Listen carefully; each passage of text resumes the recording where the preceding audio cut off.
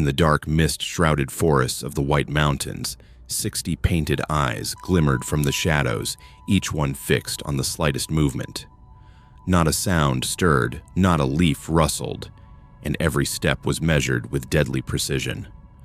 The silence was absolute oppressive and heavy with anticipation. It was the kind of stillness that made even seasoned hunters uneasy, the kind that whispered of danger too close to ignore. And in the heart of that stillness, two figures moved with caution and purpose, trying to escape a fate that had been laid out for them before they even had a chance to decide. Ayani Whitefeather, tall, broad-shouldered, with eyes as sharp and dark as the mountain pine at night, led her younger sister Kiona through the underbrush. They were daughters of Chief Nailish of the White Mountain Apache, trained from childhood in the arts of survival strategy and diplomacy. But nothing had prepared them for the treachery of Chief Ando, a rival leader whose ambitions stretched far beyond the usual boundaries of tribal politics. He sought to force Ayani into marriage, using the union as a lever to consolidate power over neighboring bands while threatening her youngest sister as collateral. The sisters carried with them a leather bundle, its contents delicate yet deadly documents, letters, and pieces of evidence that could either ignite a war or prevent one. The dawn was breaking over the valley, the first pale light spilling across jagged rocks and dew-slicked grass, painting the landscape in shades of gold and gray. The White Mountains were breathtaking in their raw beauty, towering cliffs, hidden crevices, and valleys that seemed to stretch on forever. To the untrained eye, it was just wilderness, untamed and indifferent. But to Ayani, it was home, and every tree and boulder was familiar territory, a guide through which she could navigate danger with the precision taught by her father. Their destination was unexpected. The barn of Silas Ward, a solitary settler known to the Apache for his quiet acts of kindness. Silas was a man who had once left food for the starving Mescalero children, without seeking recognition, a simple act that now marked him as a rare ally in a world brimming with suspicion and hostility.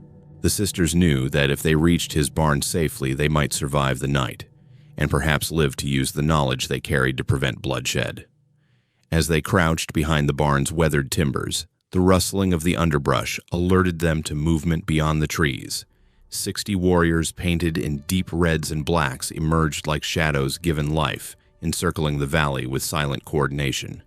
Their presence was immediate, tangible, a threat that could not be ignored. Every instinct that had been honed over years of training screamed that the night's flight had only just begun. Ayani's heart pounded, not from fear of capture alone, but from the weight of responsibility. She knew that their survival would not just preserve their lives, it could prevent an all-out war between Ayando's forces and the tribes aligned against him, and potentially shield settlers caught in the crossfire. Kiona stayed close, her young eyes wide but alert, every muscle coiled like a spring. She trusted her sister implicitly, relying on Ayani's experience and quick thinking. Together they moved with fluid grace, shadowing the barns and fences as if they were extensions of the forest itself. Each decision, each careful step was critical.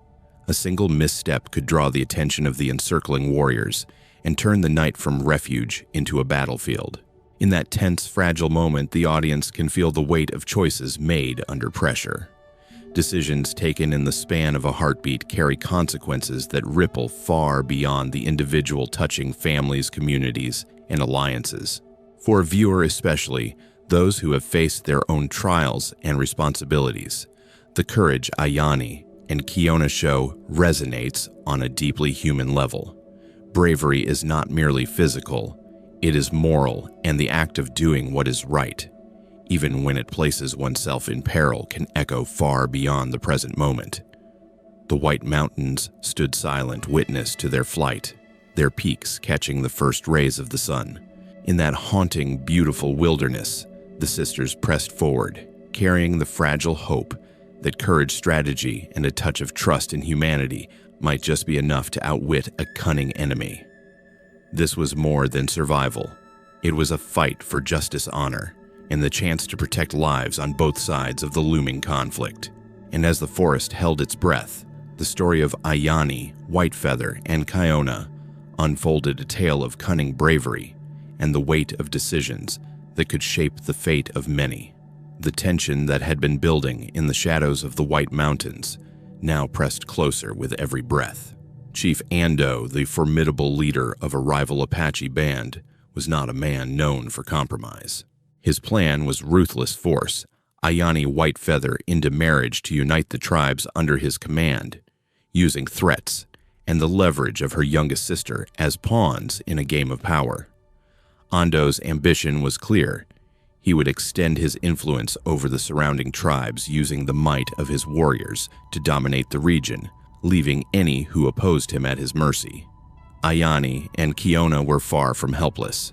Between them lay a bundle of leather secured tightly and heavy with documents, letters, and evidence that told a story far darker than any outsider could imagine. It revealed Ando's collusion with unscrupulous Mexican traders supplying weapons to incite raids on settler homesteads.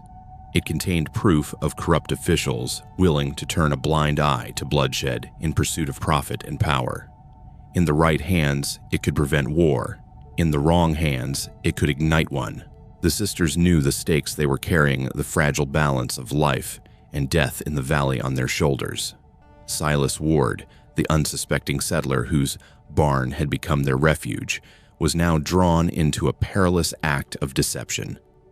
Ayani explained in whispers, sharp with urgency, that he would need to pretend he had captured them, presenting the illusion of compliance to Chief Ando.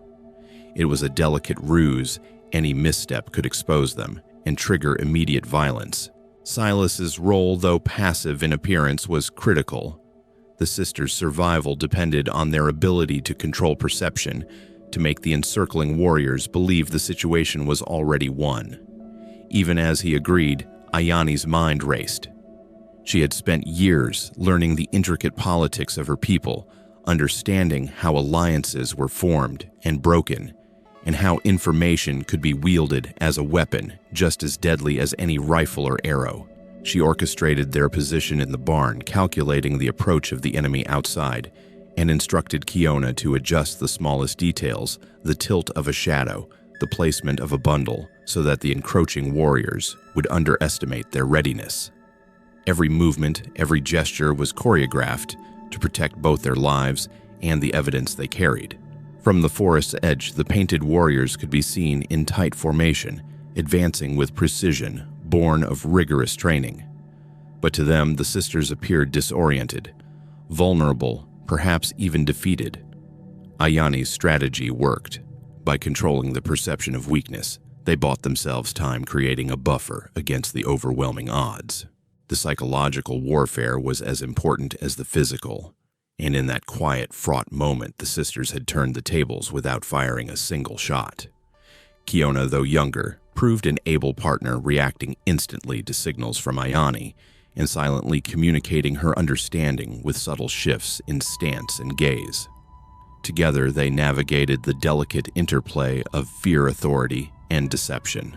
The audience could see the brilliance of Ayani's leadership, the way she blended courage with intellect, instinct with strategy. Her decisions were not only about survival in the immediate sense, but about influencing the outcome of a conflict that could affect dozens of lives, both Apache and settler alike. As the minutes stretched into hours, the weight of the conspiracy and the looming danger became almost tangible.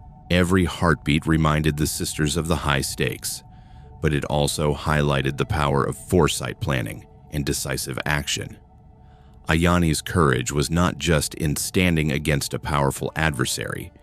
It was in using her knowledge, her wits, and her understanding of human and tribal behavior to navigate a situation that could have ended in bloodshed. For the audience, especially those who have faced their own trials in life, the story underscored a timeless truth. Leadership, wisdom, and bravery often manifest in quiet, precise actions rather than in force alone. The air was taut with anticipation as Chief Ando finally emerged from the shadows, flanked by his 60 painted warriors. The forest seemed to hold its breath, and even the first light of dawn felt muted, under the weight of impending confrontation. Every figure in the clearing was poised weapons, ready muscles, coiled with readiness. Yet the tension was not only in the threat of violence, it was in the uncertainty, in the invisible chessboard unfolding before them all. For Ayani and Kiona, this moment demanded every ounce of courage and cunning they possessed. From the outside, it appeared that the sisters were bound at the mercy of the rival chief. Their hands were tied, their movements seemingly constrained, their expressions displaying resignation. But beneath the facade of captivity, a calculated plan was at work. Ayani and Kiona controlled every perception, every glance, every hesitation.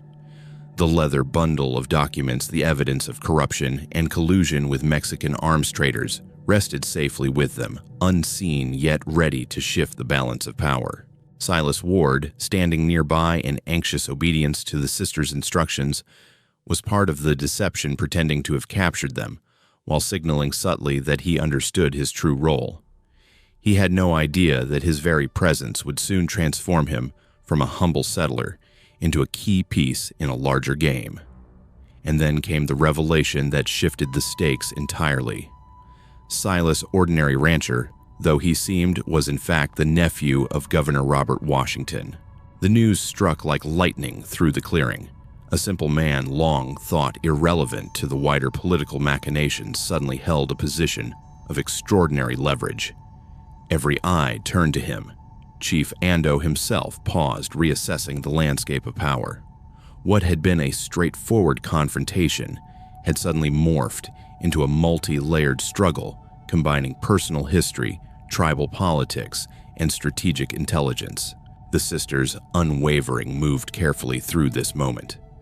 Their strength lay not in weapons, but in intellect, strategy, and control of information. Ayani knew how to turn the documents into leverage without spilling a drop of blood. Kiona mirrored her sister's calm, scanning every warrior's stance, and gauging how much each individual believed in the facade of their capture. The revelations, combined with Silas's unexpected connection to the governor, created a scenario where bluff and cunning could outmatch sheer force. Chief Ando's warriors, though trained and disciplined, began to hesitate. Every calculated pause, every careful movement by the sisters reinforced the impression that they were more than simple captives. The unfolding drama was a masterclass in psychological strategy, projecting vulnerability while concealing strength, allowing perception to dictate enemy action. Ayani's knowledge of tribal alliances, combined with awareness of the wider geopolitical manipulations by outside traders and officials, allowed her to anticipate reactions and guide the encounter toward a non-violent resolution. For the audience, the tension was electric. Each step, each glance, each carefully orchestrated misstep heightened the suspense. The viewers could sense the stakes not just in terms of immediate survival, but in the far-reaching consequences of information timing and decisiveness. Ayani and Kiona demonstrated a sophisticated understanding of strategy. They leveraged relationships, historical context, and psychological insight to control an outcome that could easily have spiraled into disaster. This climax also carried a subtle but powerful message for the audience, particularly those over 45. It highlighted the enduring value of strategic thinking and timely decisions, the kind that leaders, whether in business, government, or community, have to make every day. Bravery was shown not solely through confrontation, but through intellect, foresight, and moral courage. The sisters' actions proved that power and influence often stem from knowledge and planning rather than brute force alone. As the tension reached its peak, the audience could almost hear the collective heartbeat of the clearing. The anticipation, the fear, the potential for destruction tempered by the ingenuity and courage of two women and a single settler. In that fragile, charged space, the narrative transformed from a simple story of survival into a lesson in leadership negotiation and the subtle art of wielding influence, leaving viewers captivated and reflecting on the weight of their own decisions in the wider context of their lives. The standoff that had gripped the White Mountain Valley for hours slowly began to transform from imminent violence into cautious negotiation. Silas Ward, once a simple settler, now stood at the center of an intricate plan that could determine the fate of dozens of lives. Guided by Ayani and Kiona, he stepped forward, with the leather bundle clutched firmly, the contents of which had the power to sway warriors, chiefs, and governors alike. The documents revealed secret dealings between Chief Ando and unscrupulous Mexican traders supplying weapons to incite raids on settler homesteads, alongside correspondence exposing corrupt officials manipulating tribal alliances. The proposition was bold but necessary. In exchange for the information, Ando's people would receive a treaty that guaranteed land rights and shared revenues from local mining, averting war and establishing a foundation for trust. Chief Ando's initial reaction was a mixture of disbelief and suspicion. The documents confirmed what he had not wished to see. His people had been manipulated by forces beyond the valley, and the carefully constructed threat that had justified his aggressive plans was based on deception. The forest, that had moments ago seemed poised for bloodshed, now became a space for reflection and reconsideration. Ando's warriors, painted and ready for battle, began to lower their weapons incrementally. The reality of the sisters' intelligence and Silas's unexpected political connection settling over the group like a heavy, clarifying mist. The arrival of Governor Robert Washington cemented the possibility of resolution. He had come personally, recognizing both the gravity of the situation and the unique leverage provided by his nephew's presence. With calm authority, he ensured the arrest of Harrison Caldwell and his associates, the merchants responsible for fueling the weapons trade, and confirmed the validity of the sisters' documents as evidence. Justice, previously abstract and distant, was now tangible. The conspirators would face accountability, and the Apache could negotiate from a position of knowledge rather than fear. The outcome was transformative. Chief Ando and his council, understanding both the truth and the opportunity, agreed to the new treaty. Land rights were affirmed, and the tribes gained legitimate access to economic resources through mining revenue sharing. More than a legal arrangement, it represented a restoration of dignity, a path forward that preserved tradition while accommodating the realities of a changing world. The valley that had held tension, secrecy, and the threat of violence now became a place of cautious optimism. Ayani and Kiona, ever forward-thinking, used this moment to create lasting positive impact. They established a trading post that linked Apache artisans and craftspeople with the markets of the settlers, creating prosperity that benefited both communities. Generations of knowledge and skill, once confined to the secluded valleys, now contributed to a shared economy. The trading post became more than a commercial hub. It symbolized reconciliation, collaboration, and mutual respect, demonstrating that trust and strategic foresight could yield far greater rewards than confrontation ever could. Even the 60 warriors who had once encircled the barn, poised to fight at their chief's command, found new purpose. They became guardians of peace, enforcing the terms of the treaty and ensuring that the agreements were honored. The same discipline, precision, and loyalty that had prepared them for war were now redirected toward preserving stability and maintaining justice. Their role transformed from agents of conflict to stewards of community security, a tangible reminder that courage and skill could be repurposed for the greater good. For viewers, particularly those with decades of life experience, the resolution resonates on multiple levels. There is a profound sense of satisfaction in seeing intelligence, courage, and strategy triumph over brute force. There is hope in witnessing reconciliation that creates prosperity for all parties involved, and an enduring sense of meaning in recognizing that deliberate moral action can have lasting consequences. Ayani and Kiona's journey, alongside Silas's unexpected transformation from farmer to strategic actor, underscores the power of foresight, negotiation, and ethical courage.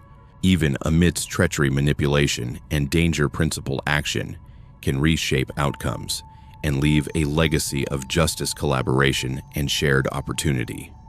As the first rays of sunlight stretched over the peaks and valleys of the White Mountains, a sense of calm and renewal settled across the land. Ayani and Kiona stood proudly at the edge of their newly established trading post, watching as Apache craftspeople exchanged their goods with settlers, each transaction a symbol of cooperation and mutual respect.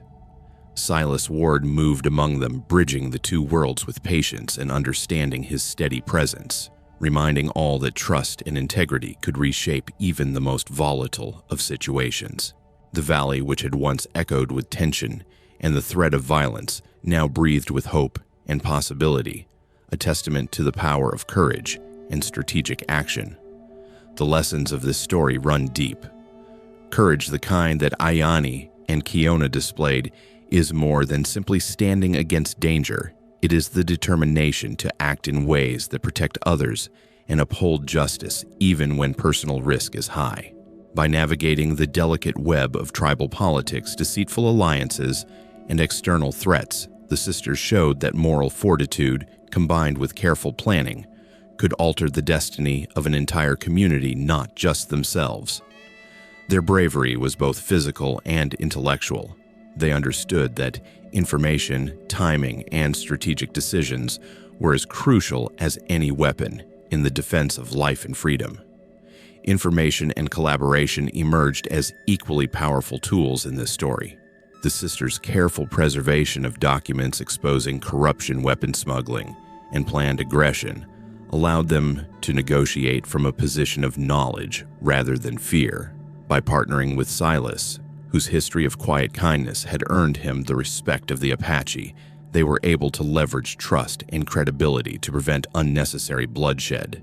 The audience, particularly those over 45, who have witnessed the importance of careful planning and ethical action in their own lives, can see that true influence often lies not in force, but in the ability to coordinate, communicate, and act with intelligence and principle. The transformation of the White Mountain Valley itself mirrors the internal and moral journey of its people. Chief Ando and his council, once prepared to wield overwhelming force, came to recognize the manipulation they had endured and the opportunity to create a sustainable peace. The treaty they signed affirmed land rights, ensured fair economic participation, and allowed their warriors to serve as guardians of stability rather than instruments of violence. Ayani and Kiona's trading post became more than a center of commerce. It became a beacon of reconciliation, prosperity, and cross-cultural respect. The 60 warriors who had once encircled the barn, ready to strike at a moment's notice, were now charged with upholding the peace, reinforcing the idea that skill, courage, and discipline can be redirected to nurture rather than destroy. For viewers, the emotional resonance is profound. The story illustrates the satisfaction that comes from seeing integrity, intelligence, and courage prevail over aggression and deception.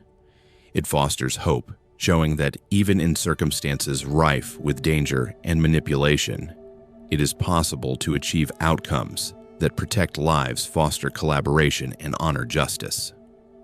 The sight of Ayani and Kiona standing tall Silas at their side as the morning light illuminated the valley is emblematic of resilience, trust, and enduring human connection. This tale also underscores the enduring value of decisive action, honesty, and responsibility. Decisions made in moments of great pressure, whether to act to negotiate or to protect others, carry consequences that ripple far beyond the immediate moment. Ayani, Kiona, and Silas exemplify the profound impact that ethical courage and strategic thinking can have, leaving a legacy of peace and prosperity for their people. If the story of Ayani, Kiona, and Silas has inspired you, consider following epic Western stories.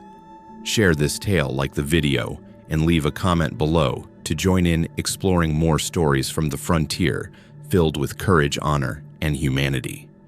Your support helps keep these stories alive, preserving the lessons and spirit of the American West. Thank you for journeying with us into the heart of the White Mountains. where every act of bravery, wisdom, and integrity creates a legacy that endures beyond the shadows of the past.